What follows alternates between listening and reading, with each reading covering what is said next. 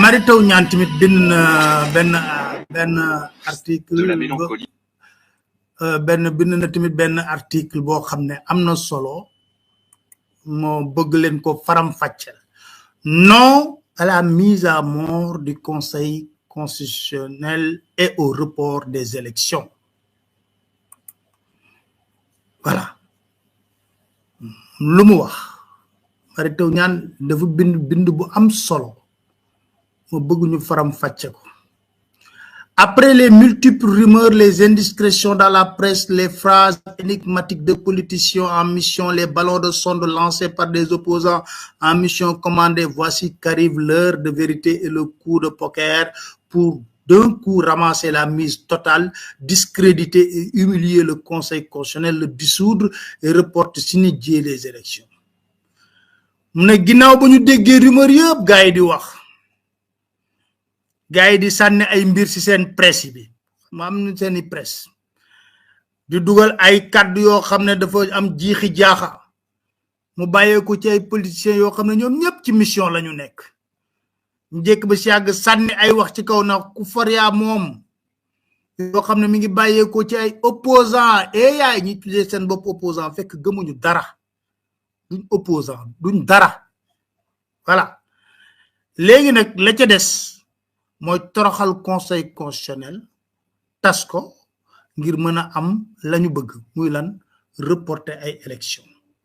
En effet, le régime est complètement fâché avec la publication par le Conseil constitutionnel de la liste définitive des 20 candidats autorisés à concourir à l'élection présidentielle du 25 février 2024.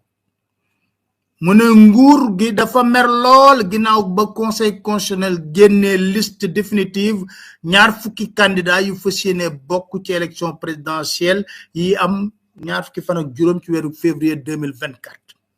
Les tenants du pouvoir savent que cette configuration conduira à la victoire inéluctable du candidat du président Ousmane Sonko dès le premier tour. Mu ne ñu yor nguur gi bir na leen ne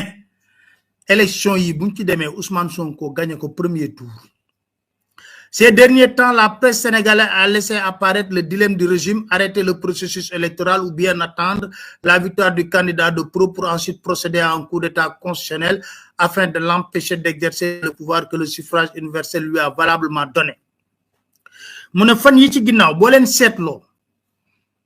presse Sénégal bi mi ngi wax jiixi jaaxa bi nga xam ne moom le nguur gi nekkee jiixi jaaxa bi lan la bàyyi élection yi romb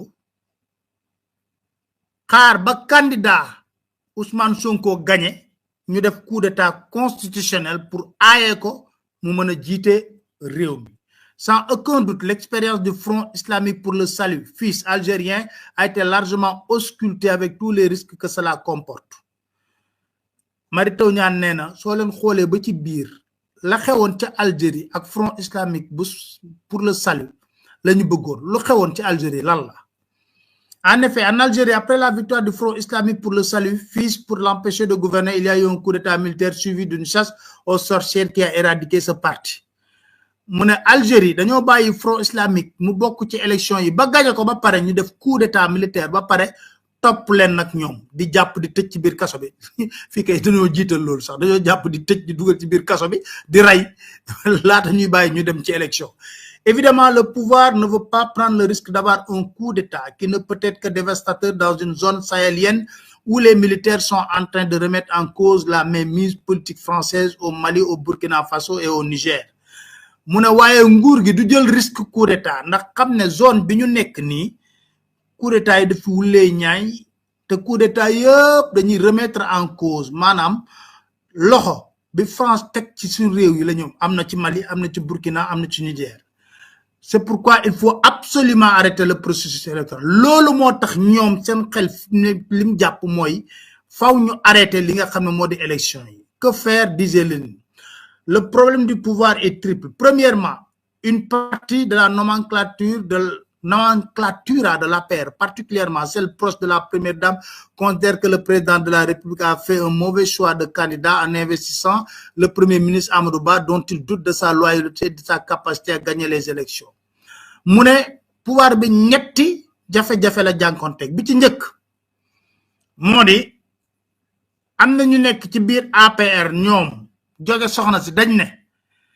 tànneef bi nga xam ne moom la président de la république tànn Amadou Ba erreur la ndax Amadou Ba kenn mënu koo wóolu te leerul sax na mën naa gagner ay élections. Certains d'ailleurs insinuent que si jamais il y avait un second tour, il pourrait ne pas atteindre le score lui permettant d'accéder. Amna ñuy wax sax ne Amadou Ba mënu dem sax deuxième tour. C'est pourquoi ils sont aujourd'hui nombreux au sein de l'APR à soutenir ouvertement ou à attendre le moment opportun pour soutenir particulièrement le candidat Mohamed Boun Abdallah Dionne ou même les candidats Aly Ngouille Ndiaye et Mame Boye Diao. Mu ne bëri na ci biir APR ñoo xam ne dañuy xaar rek pour wëlbatiku dem jàppale ji Mohamed Boun Abdallah Dionne wala Aly Ngouille Ndiaye wala Mame Boye Diao. Le discours constant du ministre Mame Mbaye Niang n'est que l'expression de la lutte mortelle en cours au sein du pouvoir entre les pro-Amadou Ba et les anti-Amadou Ba. Mu ne discours Mame Mbaye Niang bi dafay leeral xeex bu métti bu am ci diggante ñi farak Amadou Ba ak ñi contre Amadou Ba. La question est devenue vitale. Comment assurer la survie du pouvoir de Macky Sall? Mu ne fi mu nekk nii ñoom dañu tiit lool ndax nag dañ ne mbir mi faaw ñu régler ko ndax seen ëllëg ci la dépendre. C'est sans doute la raison pour laquelle la guillotine du président n'a pas osé cette fois-ci couper la tête de Mame Mbaye Niang, à moins que ce qui se susurre ne soit vrai, que le ministre exprimerait les états d'âme du clan de la première dame. Mu ne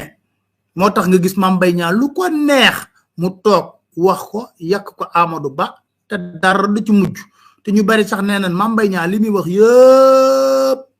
mooy kàddu yi nga xam ne clan bi ànd ak soxna si ñoom noonu la ñu gisee. En tout état de cause, le régime est aujourd'hui totalement divisé, qui n'a aucun espoir de garder le pouvoir si le processus électoral en cours aboutit à des élections libres et transparentes. Mary Teuw Niane na ak lu mënta amin de mooy régime bi moom tas na ba nga xam ne bu ñu bàyyee élections yi mu jaar ci yoon rek duñ pënd sax duñ ko gis. Le clan des anti-Amadou Ba rêve d'un report des élections pour lui permettre de remettre en cause cette candidature qui les dérange complètement. Moy clan bi nga xamne dañoo contre Amadou Ba ñoom seen pexé moy nan lañuy fexé balan élection yi ñu randal ko yak candidature Amadou Ba. Deuxièmement, le Conseil constitutionnel a lâché une grosse bombe politique en fragmentation en publiant sa liste définitive des 20 candidats. Conseil constitutionnel nak dogali len bam génné 20 candidats. Le Conseil constitutionnel a fâché définitivement le pouvoir, motax ñu mer. Non seulement il n'a pas éliminé les indésirables, mais il a commis un dégât collatéral en invalidant la candidature du président Karim Wade, ce qui aggrave considérablement la posture électorale du candidat président Macky Sall et de manière générale rend définitivement impossible une victoire du pouvoir.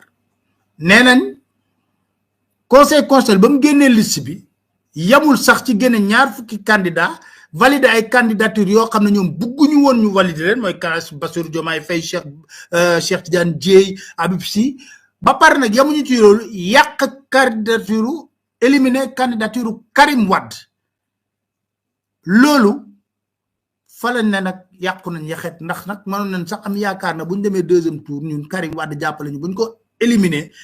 daanaka électorat day tas. Le Conseil constitutionnel a divisé les voix de la majorité en validant les candidatures de Boun Abdallah Dionne, Aly Ngouille, Mame Boye Diao, ce qui réduit irrémédiablement les suffrages du candidat Amadou Ba. Benno Bokk Yaakaar bu na woon ñum léegi tas na ñeent Boun Abdallah Dionne day jël wàllam, Aly Ngouille Ndiaye jël wàllam, Mame Boye Diao jël wàllam, Amadou Ba jël wàllam. Conseil constitutionnel loolu la leen fayé. Les dernières élections législatives ont montré combien les suffrages de Benno Bokk Yaakaar se sont comprimés. Mu ne élection législative yi ñu mujjee génn wane na ne Benno Bokk Yaakaar day dellu ginnaaw rek ni lu may bañ a tudd. Le Conseil constitutionnel, en validant la candidature des indésirables Diomaye Faye, Cheikh Tidiane Dièye, Habib Sy, a donné à Pro la possibilité de désigner le candidat que les innommables proposent et de remporter haut la main la mise électorale. Fi mu nekk nii Ousmane day way ca présidentielle ca indépendance xam nga amoon na way boobu indépendance amoon na way boobu ca léegi nag Sonko way boobu lay way Cap Manuel ca tànn si bu la neex lu ma neex lay def loolu lay way ca voilà. Donc enfin troisièmement, le Conseil constitutionnel, en invalidant la candidature du président Karim Wade, a mis son électorat contestataire à la disposition de l'opposition radicale. Léegi nag Conseil constitutionnel ba mu éliminer Karim Wade ñaan ak Karim Wade est-ce que duñu mer dem voter opposition. Il faut souligner que certaines franges du pouvoir déboussolées par le risque de défaite de leur candidat soupçonnent contre toute logique le président Karim Wade d'être un possible plan B caché du président Macky Sall. En définitive, le Conseil constitutionnel est le fait devenu incontrôlable, insaisissable, totalement fou, alors que jusque-là, ces prises de décision agréaient joyeusement le pouvoir. Conseil constitutionnel fi mu nekk nii dañoo dof katakay ne ànd ak ay faribati mbalax ba taxe décision yi muy jël yëpp dara du ci neex état bi. Donc nag fi mu nekk nii ñoom li ñu xalaat yëpp mooy fexe ba arrêter processus électoral bi def benn coup d'état institutionnel donc ci loolu la ñu nekk di ci dox di ci wax voilà waxoon naa leen na leen yàlla ak mën a yàlla ay ci fóotum buur da ngay weer ba mu fend mu taw ci kanam ca présidentielle ca tànn bu ci mu neex may jeexal pour jeexal